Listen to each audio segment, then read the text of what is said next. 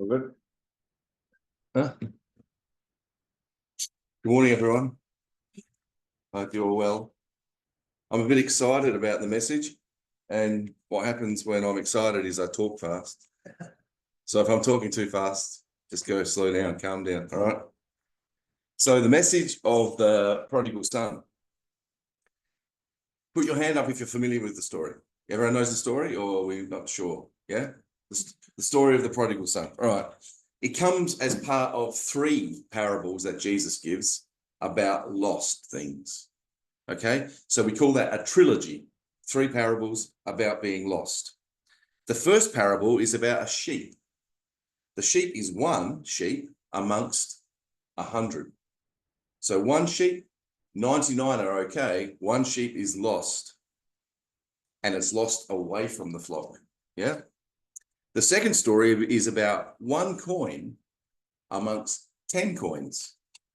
And this 1 coin is lost inside the house. And so what we have is 1% is lost outside the house, 1 sheep among 100. Then we have 10%, 1 among 10, inside the house. And then we come to the third parable. And in fact, the parable is called many different names, but it's traditionally been called the parable of the prodigal son. But when we look at the parable, in fact, there's 2 sons. One is the older son, one is the younger son, and both are lost. One of the sons is lost away from the house. One of the sons is lost inside the house. That's 100% are lost. Okay? And so that's where Jesus gets the first 2 parables, and he goes, now let's talk about real life. Here's how it goes. And this house has a father attached to that house who clearly loves his sons. And so in the parable, we've got many people. We've got the older brother, the younger brother, the father. We've got the hired servants and the family are part of this house. We've also got the world, or a far country is mentioned. And what I want you to think about when we start talking about this message today is I want you to think about who you would like to be in the parable. Because when Jesus tells parables, he always wants us to put ourselves in the story. So who do you think you might be in the parable? Okay. So who you would like to be, I should say. Because the second question is, who are you in the parable? Sometimes I'm like the older brother. Sometimes I'm like the younger brother, but I would love to be like the father, right? Of course. Or I'd love to be like the servants who rejoice. You understand? Maybe I'd like to be like this son who comes back because I've strayed. So think about it. Who are you in the parable? Who would you like to be in the parable? And so what we see is Jesus putting very cleverly together the 3 parables into the end one and making us focus on that. Now, many of us know the story because what we have is we have a younger brother who runs away from home, yeah? And the father who forgives him, and then the older brother who doesn't. And I think what we sometimes do is we sort of go, when we look at this parable, we go, there was a young brother, he did some bad stuff, then he came home. And then we go, but then there's this loving father who welcomes him back, and we focus on that. And then there's this horrible big brother who doesn't forgive him, and we focus on that. But what I want to do this morning is talk about the younger brother's journey. Because I think all of us, certainly me in my life, I find myself sometimes journeying like the younger brother. Yeah, leaving God, leaving the home in that sense. So let's look at it in Luke chapter 15. We have the story where these 2 boys are there. And Luke chapter 15, we're told in verse 12 that the younger of the 2 sons, a certain man had 2 sons. The younger of the 2 sons says to his father, Father, give me the portion of goods that falls to me. Okay, now this is very much a statement of give me now. Okay, what I want to say is what God is offering us Yes, it helps our lives now. But what God is offering us is more for the future, isn't it? And this young son is going, now, God, Father, give me now. And then what we're told, a very interesting story, that the father divided to them his living. So the father gives both the sons his living. Now we know that in the parable, the father represents God. We know that, right? The father represents God. I have a question for you.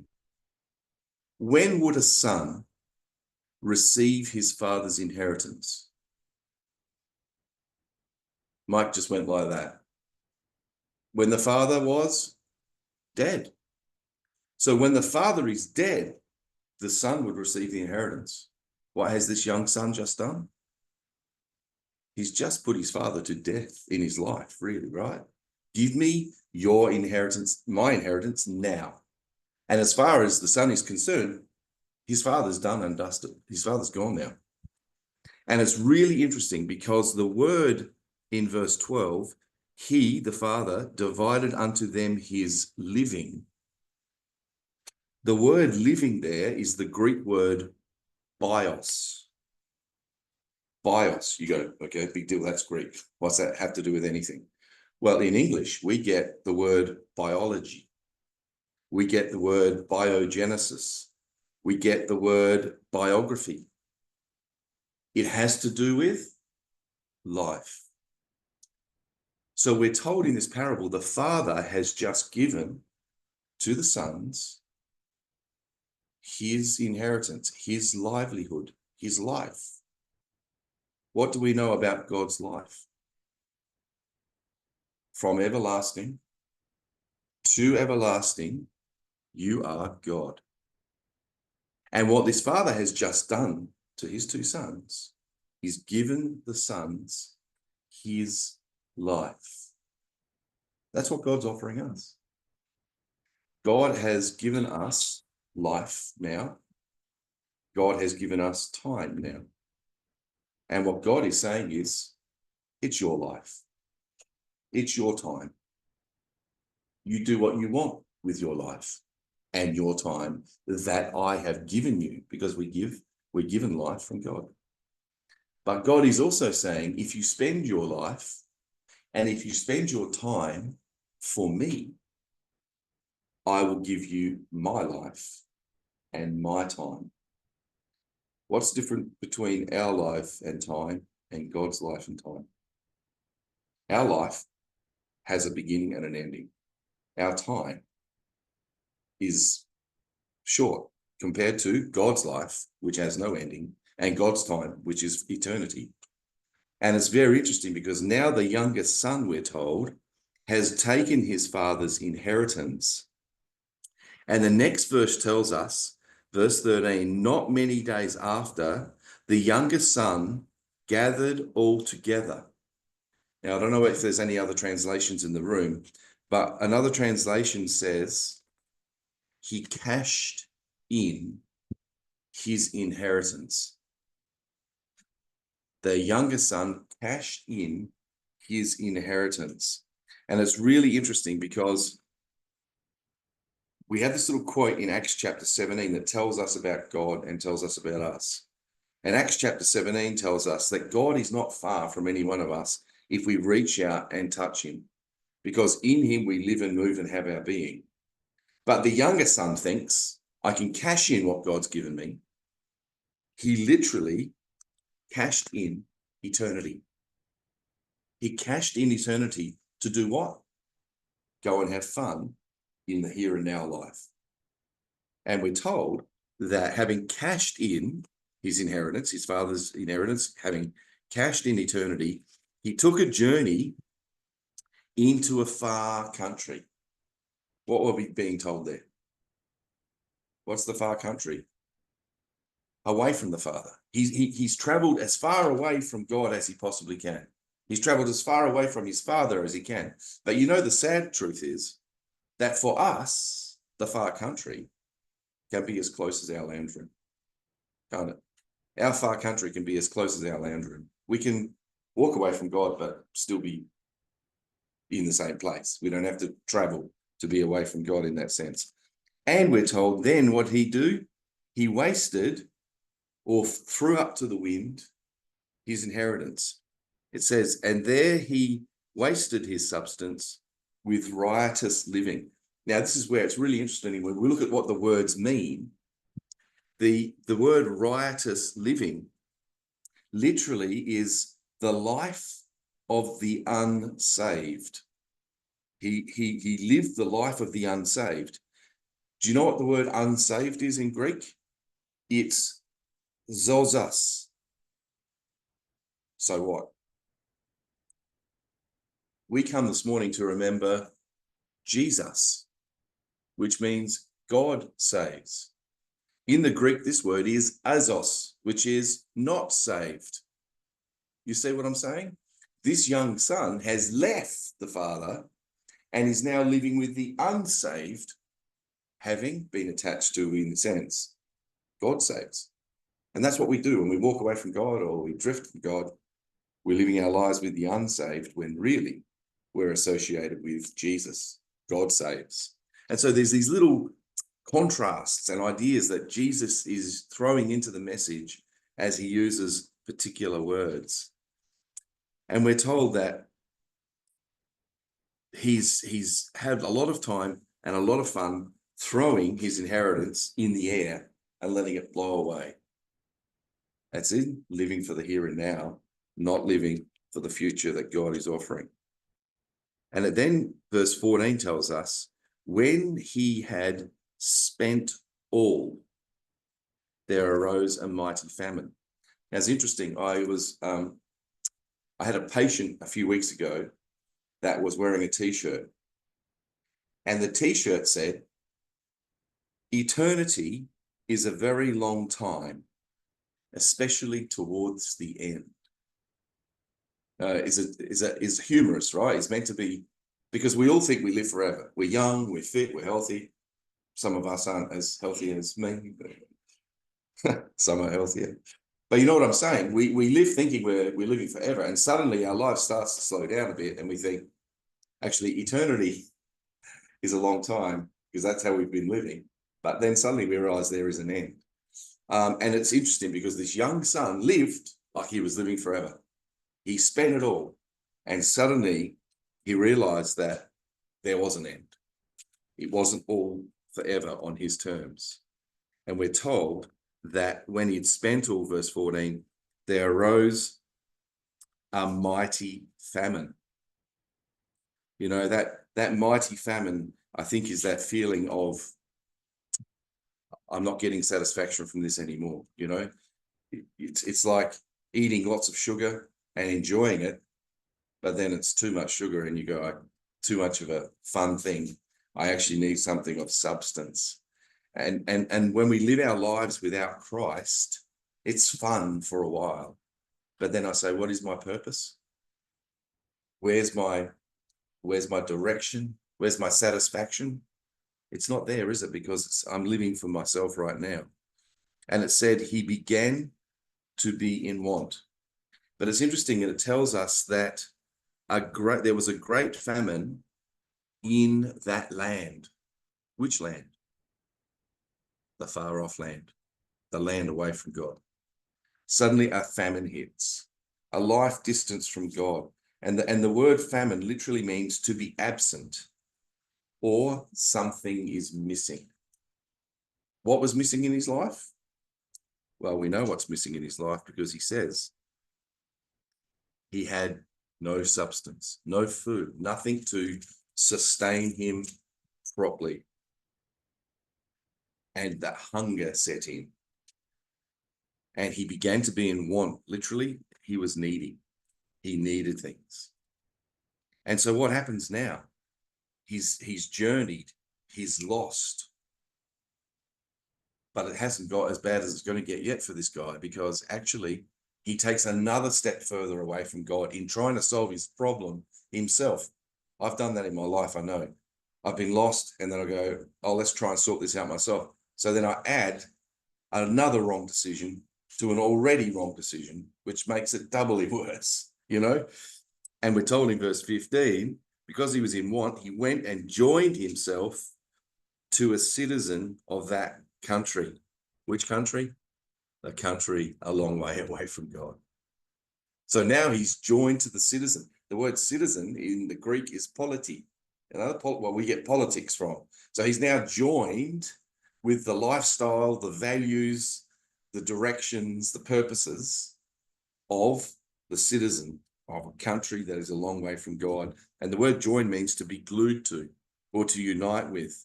It's used in marriage, of cleaving to your husband or your wife, What a sad situation this guy's now in. What a sad situation, because at one point he was just lost. Right now, he's died. He's died to his father in that sense. He's now joined to the citizens of that country. And, sometimes we dabble and we flirt with that far country to lesser or greater degrees. And sadly, some of our friends, our brothers and sisters, they cleave to the citizens of that country and we lose them, don't we? We lose them. But isn't it interesting, verse 16, it said that he was sent to feed swine and pigs, and he would have filled his belly with the husks that the pigs were eating. He was hungry, and he would have eaten what the pigs had to eat. And it says, and no man gave unto him. If you want to do a little personal study, it's really interesting. In the Bible, there's this little phrase, no man. And it's like, no man can do this. No man could help. In this case, no man could feed him. And what does he say? Well, where no man could feed him, he then suddenly says, when he came to himself, he says, how many of my father's servants have enough bread and there's some left over, and I'm perishing with hunger? When he came to himself. Now, I don't know about you, but do you ever walk out of your house to go and get something? Yeah. You walk out the house and you go out there and you're going to get something, and then you go, what was I going to get? What was I going to get? Yeah, we'll do it, right? What do you do in that situation? What do? You turn around, you go back into the house, and then you remember what you were going to do, right? Then you remember. What's happening here is exactly what we do. The son is sitting there. He's going, he comes to himself. His brain suddenly goes, what am I doing here? And his mind goes back into his father's house, and he goes, that's where I was better off. That's where I was fed. That's where I was loved. That's where I was cherished. And this is where the word conscience comes in. The word conscience. We use the word conscience in English to sort of express whether you have a good feeling about something or a bad feeling. Now, if you've got a good conscience, it means you're doing the right thing. If you have a bad conscience, maybe you're doing the wrong thing. But that's not only what the word conscience means. Literally, the word conscience means to think alongside of. In our brains, we've got two thoughts going on, haven't we? We've got what we're doing, but then we've got that other little voice that says, Peter, are you serious? You really want to do that? You really want to say that? You really want to think that?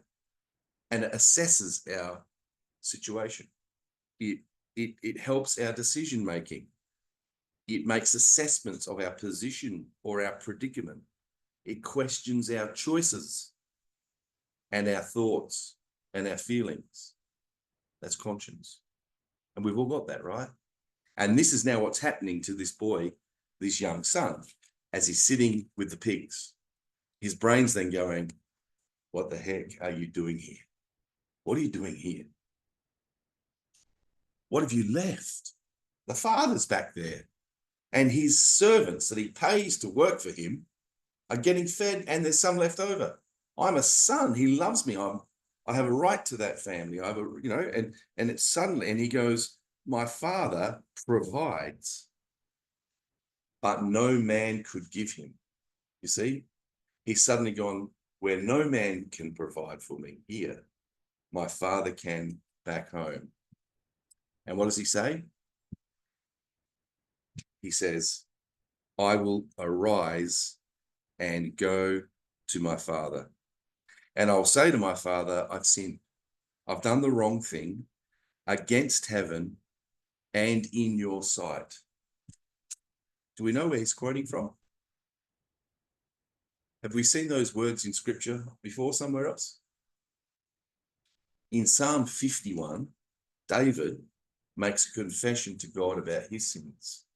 And he says, God, it's only against you that I sin and do this evil in your sight. And isn't it interesting that even when the son is in a far country, a long, long way from his father, he still knows he's in the presence of his dad. He knows he's in the presence of God. We are never not in the presence of God. We are never not in his sight. And it's a really interesting other thing because, and I haven't got time to turn it up, but there's in 2 Chronicles 6, King Solomon gives a prayer about the house of God, about the temple.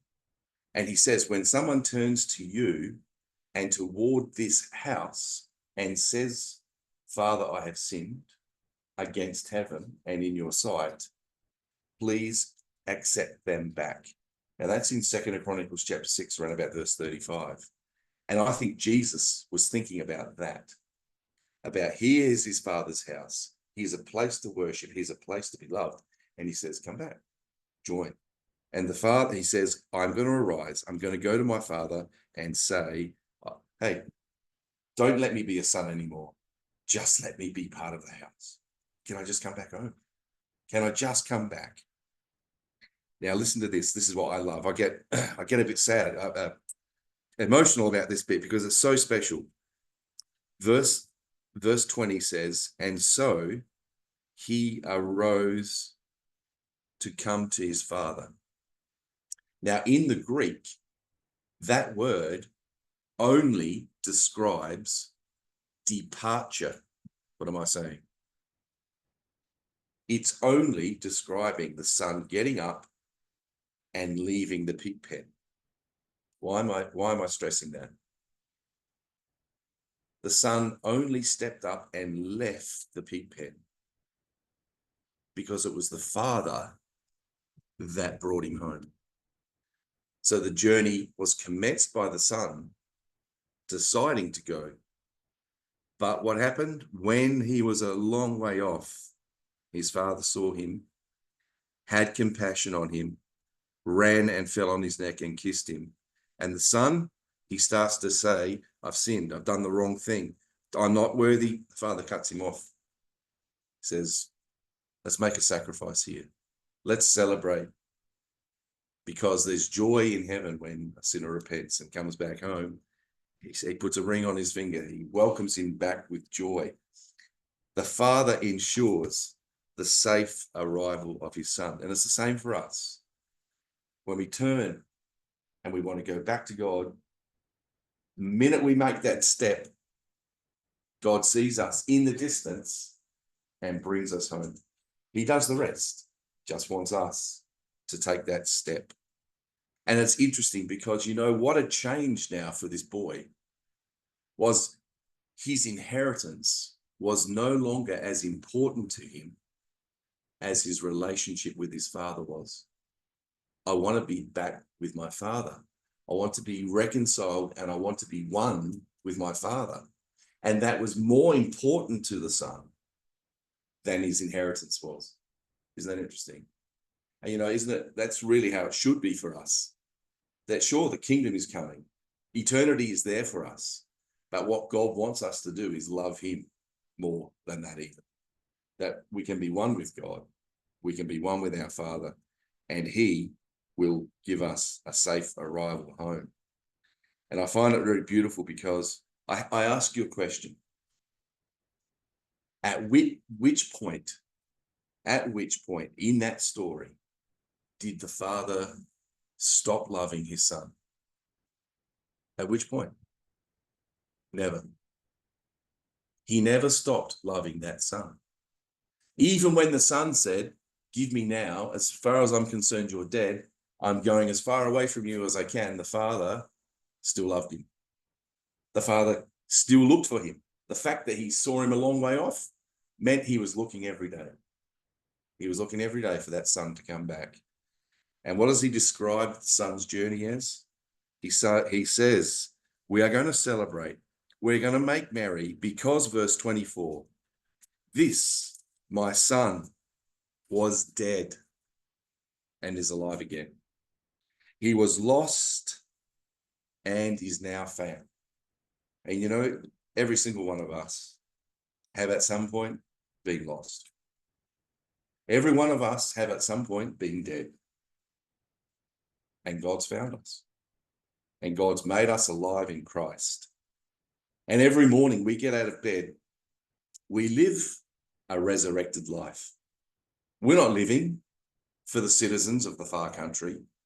We're not feeding the pigs. We're not throwing our eternity away. We're not cashing in God's inheritance and throwing it all away.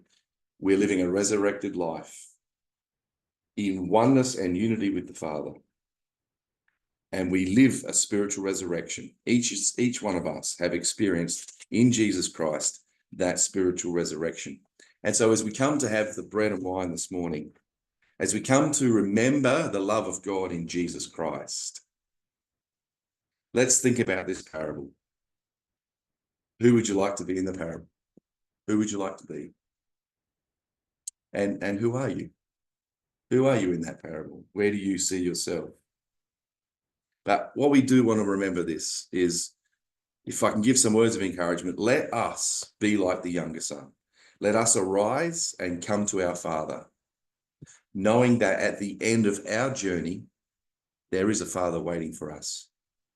A Father waiting to welcome us and rejoice together with us. And an older brother. There's an older brother waiting for us.